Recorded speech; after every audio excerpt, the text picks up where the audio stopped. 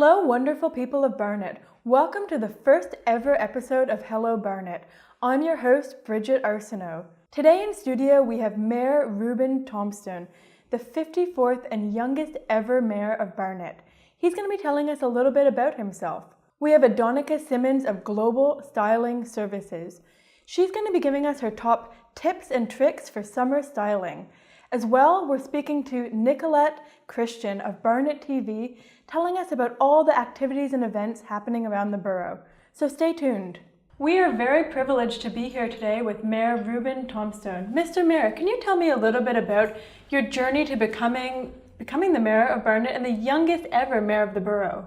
Absolutely, Bridget. I have been delighted since 2010 to have been elected onto the council for the ward of Golders Green, and I have, during the period of time that I've been on the council, I have been the lead member for children and education and families for the past 5 years.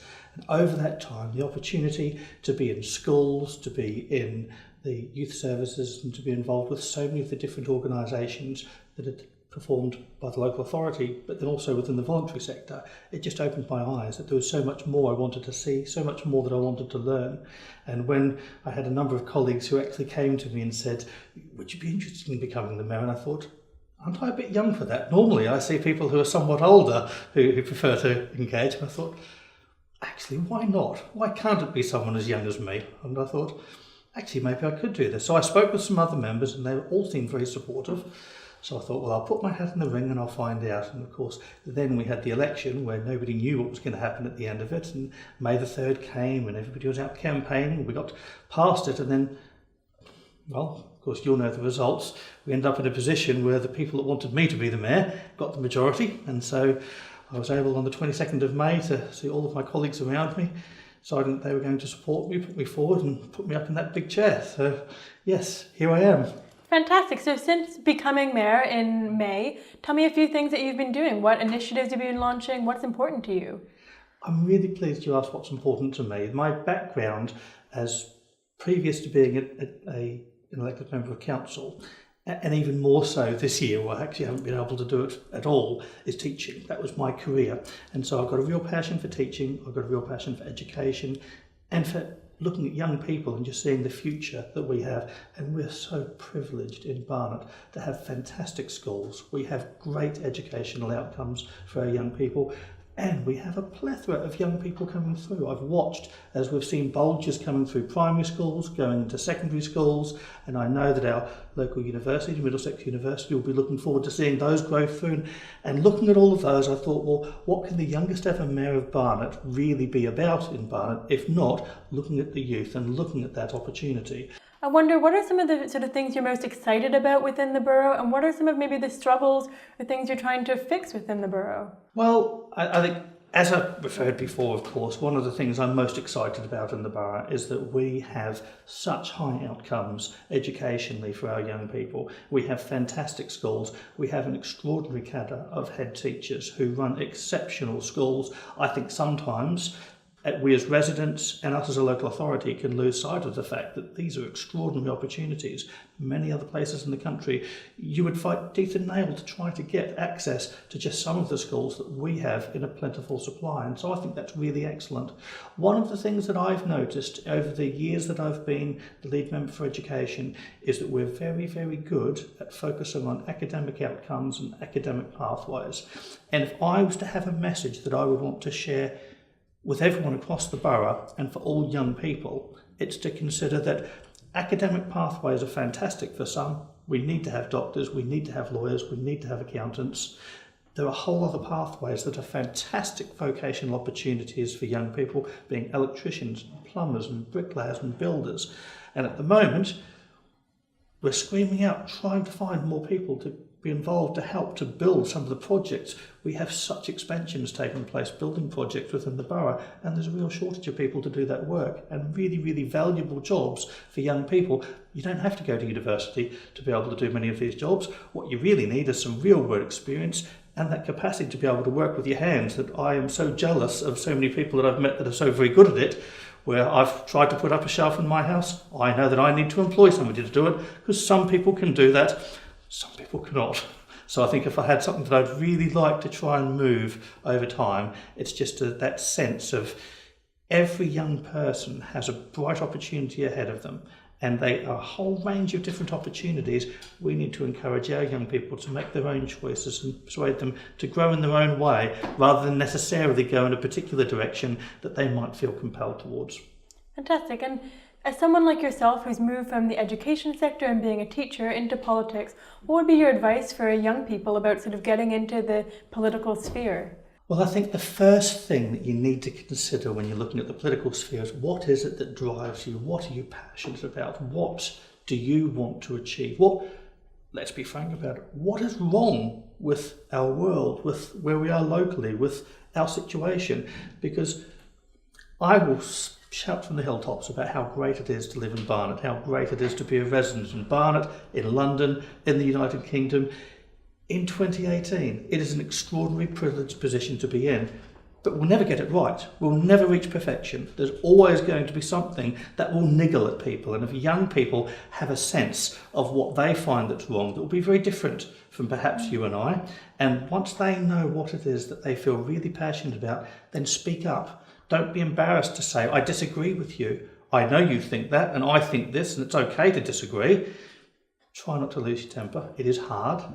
As a politician, of course, I've worked over many years where I've seen people who get so fallen into their argument that for them it can become so entrenched and personal that it's difficult for them to be able to pull back and be objective. So I think it's important to try to remember you're trying to achieve an outcome, not attack a person. And I think it's important to remember that. But anybody can achieve what they want if they're determined enough, and I absolutely believe that, and that's what one of my joys in my role is, to go into schools and see those bright eyes of people that have absolutely unlimited potential. They can do anything, they can be anyone, they can speak up for what they believe in, and I think it's just extraordinary. Fantastic. Well, Mr. Mayor, thank you so much for joining us today on Hello Barnet. It's been an absolute pleasure speaking with you, and we really can't wait to see what you achieve this year. Thank you very much, Bridget. We are here today with Adonica Simmons of Global Style Services. Adonica, can you tell us a little bit about the business, how you started it? What is it all about? Sure. Bridget, I'm a personal stylist, which means that I style people for their everyday lives. I style people who are time pressured but style hungry. Today I've brought with me a number of things which I think will really suit the hot weather. So shall I go through the 6 things that I've got? Fabulous. So the first thing is that I'd like to show everybody is the wonderful jumpsuit. This is a Michael Kors jumpsuit. This is way on trend. And I can see you are wearing a gorgeous jumpsuit, so high five for being on trend. Really, really suitable, easy to wear. You can throw it in a bag, scrunch it up, and it'll always just hang nicely. So this is really popular with the ladies right now. I bet you've seen them on the high street, right? It's a beautiful piece, really, really fun print. I love it. Fine. The second thing I brought is what I call the martini dress. The anytime, any place, anywhere dress that you can wear to any function. Because it's light and floaty, it doesn't really kind of show any lumps and bumps, but if you want to put a belt on it, you could cinch it in and make it really, really interesting. And if this is something you take on holiday, all you need to do is remove the slip underneath and it becomes see-through. So it'd be a really cool cover-up. So obviously we're going into peak summer season, and no summer would be complete without the all-in-one swimsuit. Covers everything. This is really cool because it's got the halter neck top, but you could wear this as a body with trousers. So take the top off, wear it across like this, tuck it into trousers, and then you've got a day to night piece. Absolutely love it. Again, an absolute steal in the summer sales. Really fun color palette, and you can really see how that would be great going out or just at the beach. And it would suit anybody. Anything with multicolours in, you're going to be able to go day to night. So talking about day to night, this is one of my favourite new look pieces on sale right now. I think I got this in Brent Cross. So this is something that again would look amazing if you're strolling on a holiday and you get to wear that on the beach. Or if you have a lovely dress and you just want to cover up the top of your arms, which some ladies want to do in the summer, nothing too thick, it's really thin, really floaty. And this lace detail is way on trend. Like honestly, I died when I saw it. Well, this is just so perfect for these sort of balmy, hot summer nights. Right. And to go with all of these things, every woman has a number of straw items in their wardrobes. So my go-to piece is a giant floppy hat so that you get the shadow over your face and across your shoulders and you look very kind of Hollywood. The other piece I really like are some straw shoes, kind of little mules, very trendy, that you can get these in most independent shops. I always advise to get accessories from independent stores so that you have that little bit of something that your next door neighbor doesn't have. And then to tie everything off, a giant bucket bag. Like straw, you can throw anything in there, you can throw the shoes in, and you're done. You're good to go.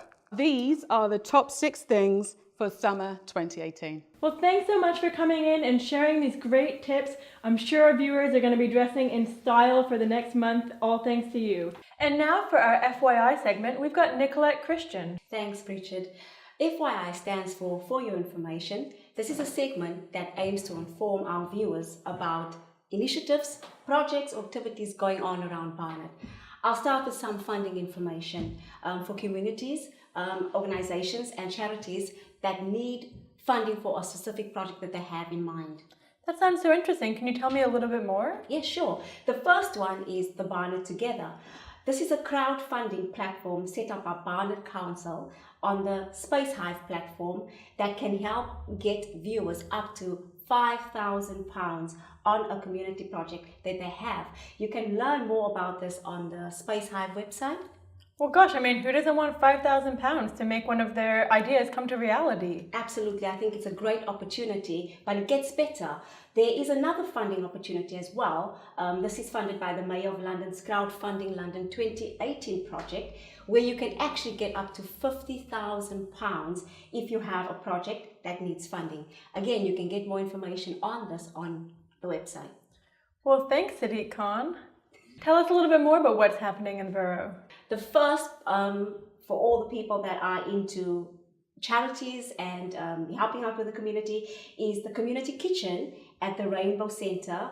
And this will be also more information on the website. The second would be for all the party animals out there, Boogie Night at the Bohemia in Lord Finchley. And finally, some live music at the Black Horse in High Barnet. Great, so we can do charity work, we can get our boogie on. What more do you want? Sounds like a great month in store. Thanks so much. My pleasure. Thank you so much for joining us on our maiden edition of Hello Barnet. I hope you enjoyed it. A huge thank you to Mayor Reuben Thompstone for taking time out of his busy schedule to be here with us today. Don't forget, share our videos, follow us on social media, and we'll see you again next month.